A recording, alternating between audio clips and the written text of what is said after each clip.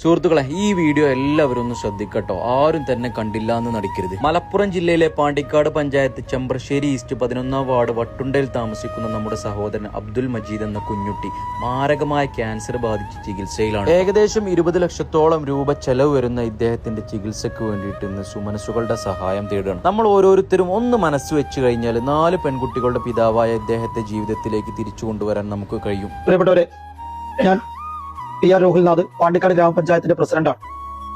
ഇത്തരത്തിലൊരു വോയിസിൽ നിങ്ങളുടെ മുമ്പിലേക്ക് വരുന്നത് പാണ്ടിക്കാട് പഞ്ചായത്തിലെ ചെമ്പ്രശ്ശേരി ഈസ്റ്റ് വട്ടുണ്ട പ്രദേശത്ത് താമസിക്കുന്ന മജീദ് എന്ന കുഞ്ഞുട്ടി ഞങ്ങൾക്കേറെ പ്രിയപ്പെട്ട ഒരു വ്യക്തിയാണ്.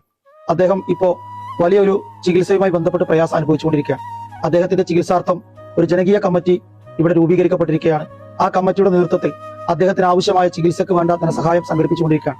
ഇമ്മ്യൂണൽ തെറാപ്പിക്ക് ആവശ്യമായ മരുന്നുകൾക്ക് വേണ്ടി വലിയ ഒരു സഹായം പൊതുജനങ്ങളോട് ഞങ്ങൾ അഭ്യർത്ഥിക്കുകയാണ്.